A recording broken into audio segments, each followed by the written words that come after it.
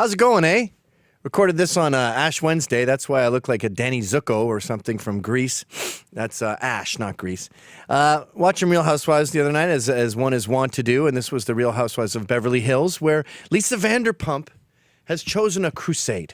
She has chosen the Yulin Dog Meat Festival as the worst thing in the world. This is common with liberals and women and basically everyone who's not invested in reality.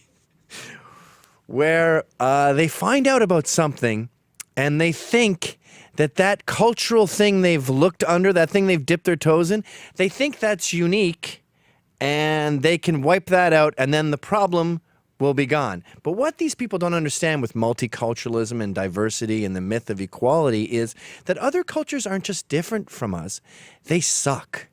The West is the best and the other cultures are the worst.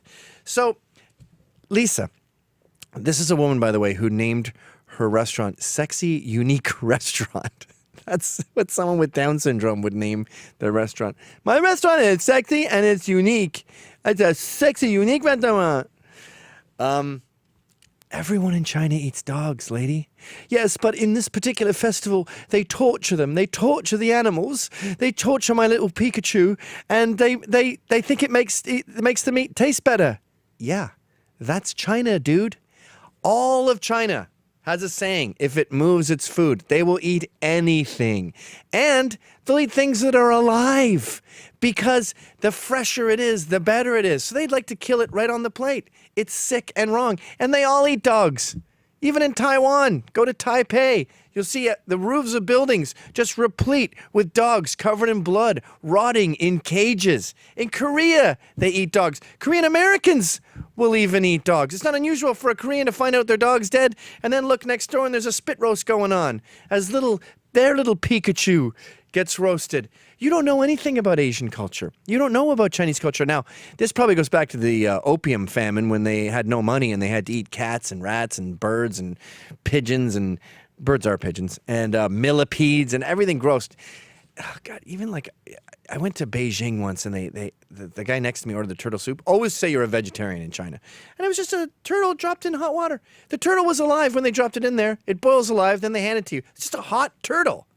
So your idea of going to this one festival and thinking you're catching the dog eaters in the act is remarkably naive. And by the way, the reason I'm bringing this up is it relates to most of multiculturalism. You know, they're learning now how much Berlin is learning the hard way, how common it is for Muslims to throw acid in people's faces. We're learning now, after Trump's blunder, where he said something happened in Sweden, we're learning how much happens in Sweden. We're learning that Sweden is gone. Just had a journalist there who he was researching stuff, had to be kicked out of an area, escorted out by the police because there's so many no-go zones there.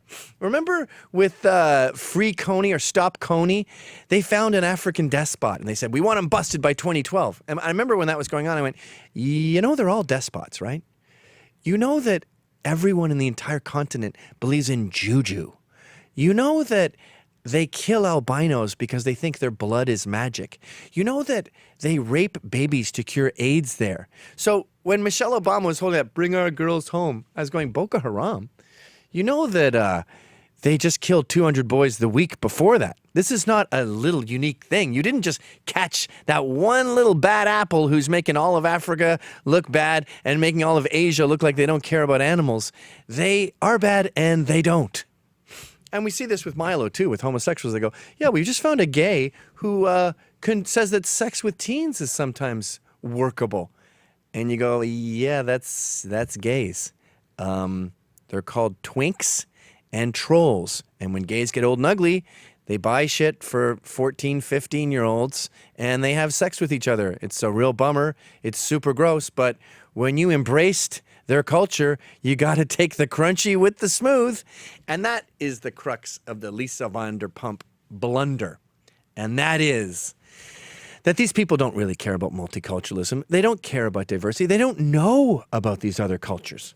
They love Mexicans because they love their nanny and their lawn care person who pull in, service them, and then flit off into the night. They don't know that the age of consent in Mexico is 12. They don't know how many women get raped by coyotes when they cross the border because they don't care. It's all virtue signaling. If you think diversity is a strength, multiculturalism is wonderful, and the other cultures in the world are just as wonderful and beautiful as ours, you're lying. Hey guys, thanks for checking out that video. I do a show that you gotta pay for, subscribe to. It's called How's It Going, eh? And I talk to interesting people about interesting stuff, and it's very serious and educational and political and smart. You can subscribe by clicking here.